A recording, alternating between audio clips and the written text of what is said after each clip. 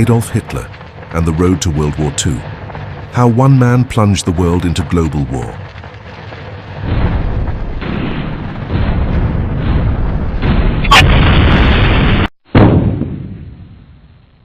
On September 1st, 1939, the world awoke to the thunder of war.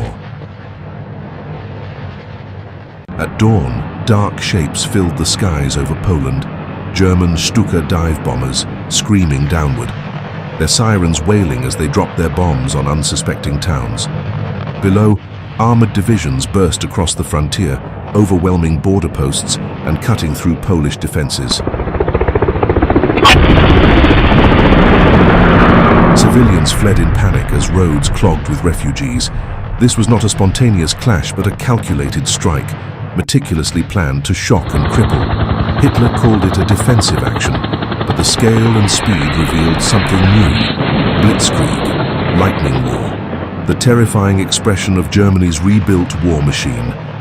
With this attack, Adolf Hitler turned Europe's tensions into open conflict, igniting a blaze that would spread across continents, engulfing millions of lives and rewriting the 20th century in blood, rubble and fire.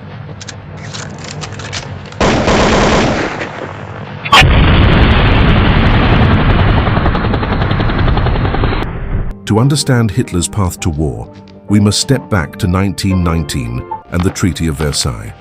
Germany, shattered by defeat in World War I, was forced to sign a document that stripped it of land, imposed crippling reparations, and restricted its army to a fraction of its former power. Across the country, bitterness and humiliation became the national mood. Soldiers returning from the front felt betrayed. Politicians were called November criminals. In beer halls and streets, myths spread that Germany had been stabbed in the back. This climate of grievance created fertile ground for extremist movements. Among those deeply affected was a young veteran named Adolf Hitler, who absorbed the anger, the nationalism, and the desire for revenge. The Treaty of Versailles did not end a war. It planted the seeds of another, one that Hitler would one day harvest with catastrophic consequences. In the 1920s, in the turmoil of post-war Germany, Hitler began shaping the ideology that would plunge the world into chaos. In his book, Mein Kampf, he wrote of racial hierarchy, anti-Semitism, and his belief that Germany's destiny lay in expanding eastward into living space, Lebensraum, at the expense of Slavs and Jews. These ideas were not idle words, they were a blueprint for conquest and extermination. Hitler fused nationalism with racial hatred, convincing his followers that war was both inevitable and necessary. He believed history was a struggle between superior and inferior peoples, and that only through violence could nations prove their worth. This radical vision, once confined to small rallies and pamphlets, would become the state doctrine of Nazi Germany, turning diplomacy into a facade and making aggression the heart of its foreign policy.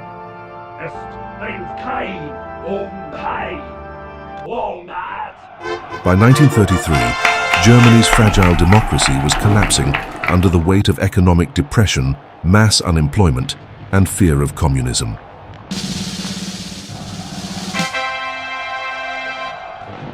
Adolf Hitler, leader of the National Socialist German Workers' Party, was appointed Chancellor. Within months, he moved to eliminate all opposition, banning rival parties, crushing trade unions, and establishing the Gestapo to terrorize dissenters. Parliament was sidelined. Propaganda flooded every corner of society. Children were inducted into Hitler Youth organizations. The state became an extension of one man's will. Hitler promised revival and unity, but demanded total obedience in return. Germany, humiliated after 1919, now stood at attention under a new banner, convinced it was rising from its knees. Yet beneath the parades and torchlight rallies, a war machine was being forged, one that would soon be unleashed on Europe.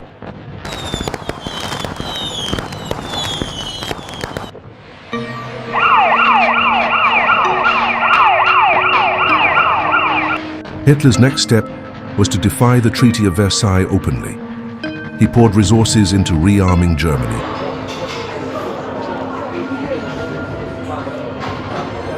Secret factories built tanks and planes, conscription returned, and new weapons were tested under the guise of civilian programs.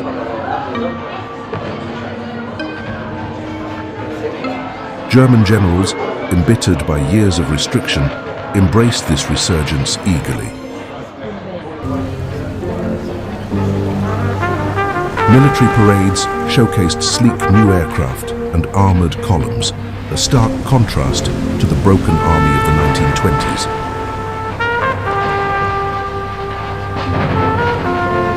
The Nazi regime also mobilized industry, science and youth into a national war effort long before war was declared. This massive build-up went largely unchallenged by Britain and France, still traumatized by World War I and reluctant to confront Germany again. By the mid-1930s, Hitler had transformed a weakened state into Europe's most formidable military power, preparing for the lightning wars to come.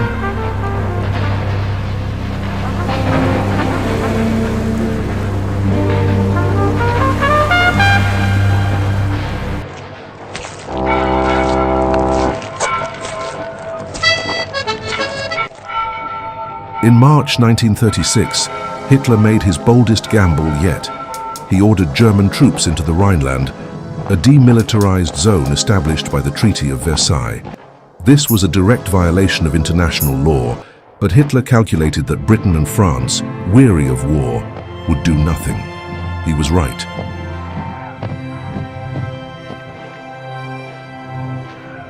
German soldiers marched unopposed, greeted by cheering crowds. Inside the Nazi leadership, tension had been high. If France had responded militarily, the lightly armed German units would have had to retreat. But the Allies remained passive, and Hitler learned a decisive lesson. Aggression would be rewarded, not punished.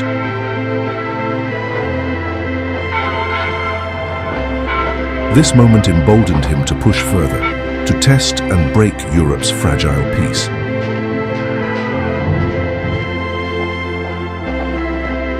The Rhineland gamble was not just a territorial move. It was the first open signal that Hitler's Germany would no longer respect the order imposed after 1919. Hitler knew Germany could not stand alone. In the mid-1930s, he cultivated alliances with two other authoritarian powers, Mussolini's Italy and Imperial Japan. These relationships were born of mutual ambition. Italy sought dominance in the Mediterranean, Japan in East Asia, Germany in Europe. Together they formed the Axis, a bloc promising to reshape the world by force. Propaganda portrayed the Axis as a triumphant coalition against old, decaying empires. In reality, it was an agreement among aggressors to back each other's conquests. This global alignment meant that any conflict sparked in Europe could quickly spread across oceans. By 1937 and 1938, secret protocols and joint plans bound these nations closer, transforming regional tensions into the ingredients of a global war. With the Axis secure, Hitler could act more boldly, knowing he was not isolated.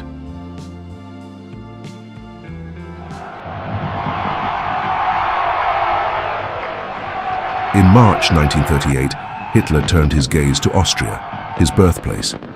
He had long dreamed of uniting all German-speaking peoples under one Reich.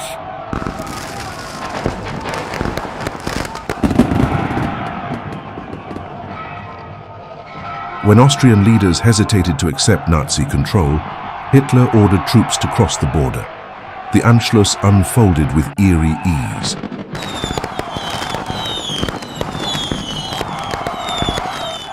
Crowds lined the streets, waving swastikas as German troops rolled into Vienna. Radio broadcasts declared a joyous union, but behind the spectacle was coercion and intimidation. Austria's independence vanished overnight, its Jewish citizens immediately targeted by Nazi persecution. The Western democracies protested but took no action.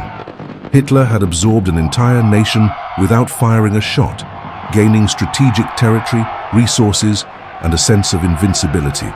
This success convinced him that the pattern of bluff and boldness could continue unchecked. Having secured Austria, Hitler turned to Czechoslovakia. In 1938, he demanded the Sudetenland, a border region with a large ethnic German population. The Czechs prepared to fight, but Britain and France, desperate to avoid war, convened in Munich to negotiate. Prime Minister Neville Chamberlain believed Hitler's assurances that this would be his last territorial demand. The Munich Agreement ceded the Sudetenland to Germany without a shot fired. Chamberlain returned to London proclaiming, "Peace for our time." Yet for Hitler, this was a green light, not a restraint. The Sudetenland crisis demonstrated the power of appeasement, but also its fatal weakness. By sacrificing Czechoslovakia's defenses, the Allies handed Hitler a strategic advantage and reinforced his belief that no one would stop him.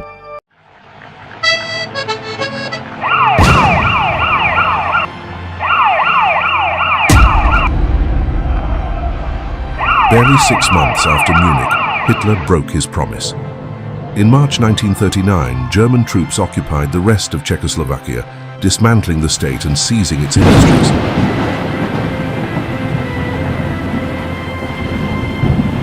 This was no longer about uniting Germans. It was naked conquest. The mask of diplomacy slipped completely. Britain and France, finally alarmed, began to rearm in earnest and guaranteed Poland's independence. But the damage was done. Hitler had gained the Skoda arms factories, new airfields, and a Central European position from which to strike east or west. For the first time, the democracies realized they faced a predator who would not be appeased. Yet they still hoped deterrence and negotiation could prevent war, underestimating the ideological drive propelling Hitler toward even greater aggression. In the summer of 1939, Hitler's war machine prepared for its next target, Poland. German propaganda flooded the airwaves with stories of Polish atrocities against ethnic Germans, manufacturing a pretext for invasion. Meanwhile, Hitler struck a shocking deal with his ideological enemy, Joseph Stalin. The Molotov-Ribbentrop Pact divided Eastern Europe into spheres of influence, secretly agreeing to partition Poland between Germany and the Soviet Union. This pact stunned the world, eliminating the prospect of Soviet intervention and leaving Poland isolated. German forces massed on the border, while SS operatives staged false attacks to justify retaliation. It was a script for conquest, executed with precision. Hitler was gambling that Britain and France would once again back down. This time, however, the stakes were far higher.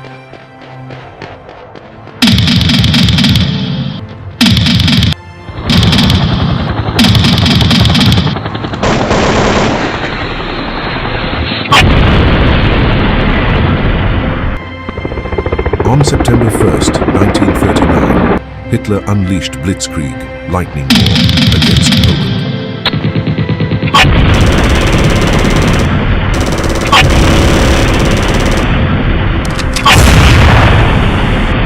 This new style of warfare combined fast-moving tanks, motorized infantry, and devastating air power to smash enemy defenses before they could react. Within hours, Polish communication lines were severed, railways bombed, cities set ablaze.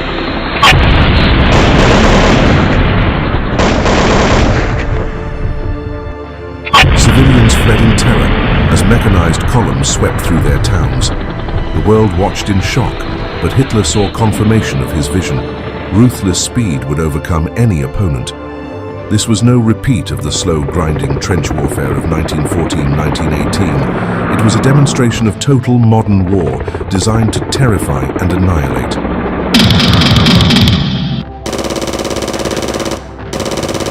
Poland's army fought bravely, but was overwhelmed. Within weeks, the country was partitioned, and Europe had entered a new, catastrophic era.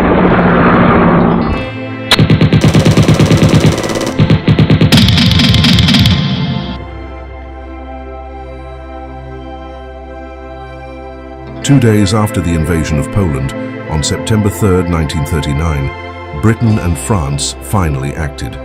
Their ultimatum to Hitler, yet the Allies were unprepared for the speed and ferocity of Germany's new military doctrine. Mobilization was slow, strategies outdated. Meanwhile, Hitler exulted in the success of his gamble, believing he had seized the initiative for good. In London and Paris, grim faces replaced the illusion of peace. The Second World War had begun not with a sudden catastrophe, but with a series of choices, appeasements, and unchecked aggressions that led inevitably to this point. As Europe's armies prepared, no one yet imagined the scale of destruction that lay ahead.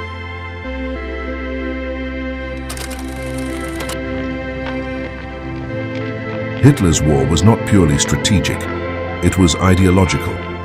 Nazi plans for conquered territories included mass deportations, enslavement and extermination. Jews, Slavs, Roma and political dissidents were seen as obstacles to be removed.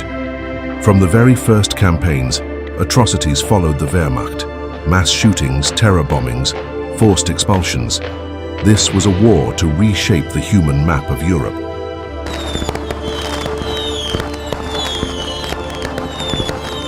Hitler believed his racial utopia could only be achieved through ruthless conquest. This ideological drive meant that every military victory would be accompanied by crimes against humanity, and every defeat would harden Nazi resolve to escalate.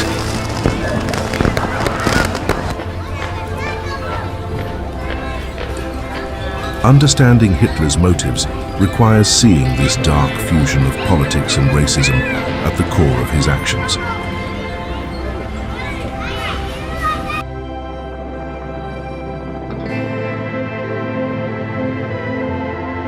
In 1940, Hitler's forces struck west.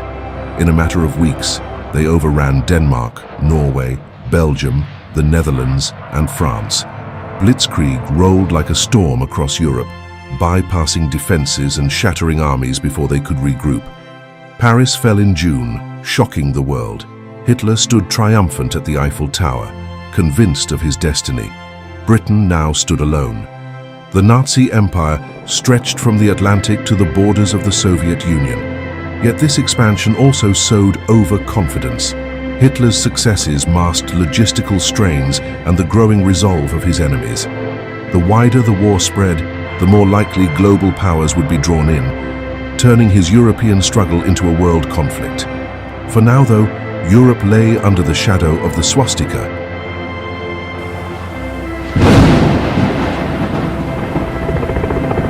Summer 1940. With France defeated, Hitler ordered plans for the invasion of Britain. First, the Royal Air Force had to be destroyed. The Luftwaffe launched massive bombing raids over southern England and London, hoping to crush British resistance. But the RAF fought back with radar-guided precision and unmatched courage.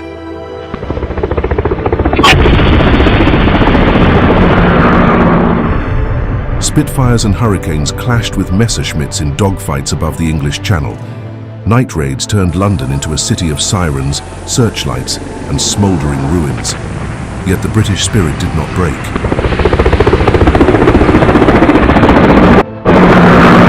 This was Hitler's first major setback, showing that his war machine was not invincible. Britain became a symbol of defiance, rallying the Allies and proving that even a seemingly unstoppable aggressor could be resisted.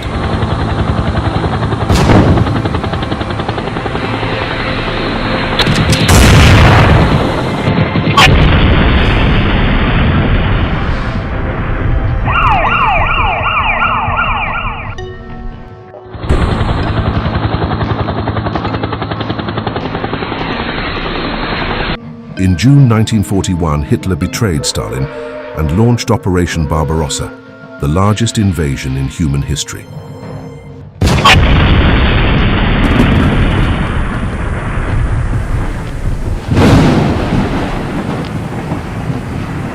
Three million German soldiers poured into the Soviet Union along a 1,800-mile front.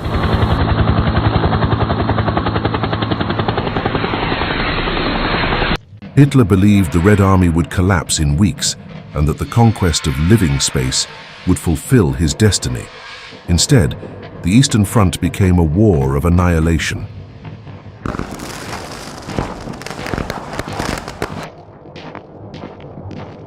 Cities burned, Millions of civilians were caught in sieges and mass killings.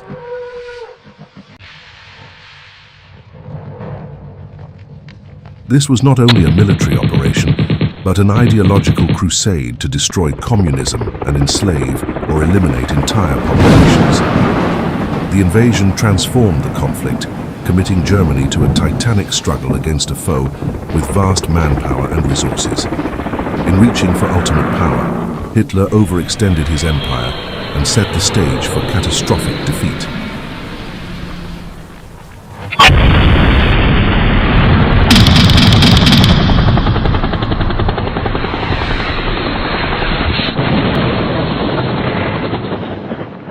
By December 1941, the conflict Hitler had ignited became truly global. Japan attacked Pearl Harbor, bringing the United States into the war. Hitler, in solidarity with his Axis partner, declared war on America. What began as a European struggle was now fought on every ocean and continent. German U-boats prowled the Atlantic, tanks clashed in North Africa, partisans rose across occupied Europe. Hitler had gambled that swift victories would deter intervention. Instead, his aggression united the world against him. The war he had started to secure Germany's supremacy was evolving into a worldwide coalition dedicated to his destruction. This global dimension meant total mobilization, technological leaps, and unprecedented destruction on all sides.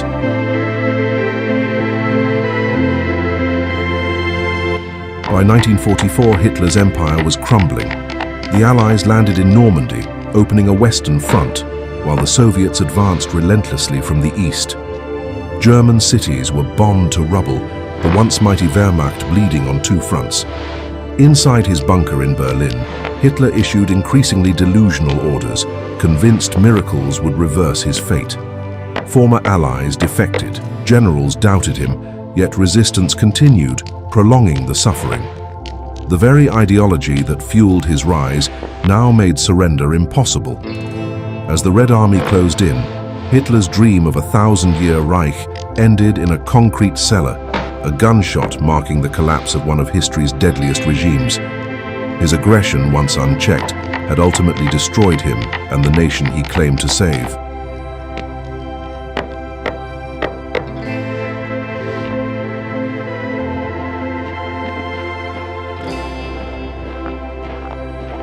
Adolf Hitler's decision to plunge the world into war cost more than 70 million lives, reduced great cities to ashes, and unleashed horrors unprecedented in human history.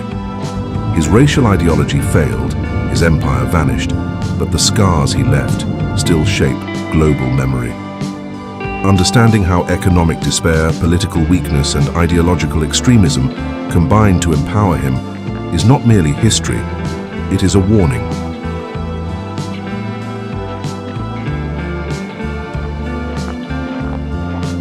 The Second World War was not inevitable. It was the product of choices, fears, and the willingness of nations to look away until it was too late. By studying Hitler's rise and the world's reaction, we gain insight into how such catastrophes can be prevented. The story of how one man and one movement dragged humanity into its darkest hour remains essential, a mirror to our own time.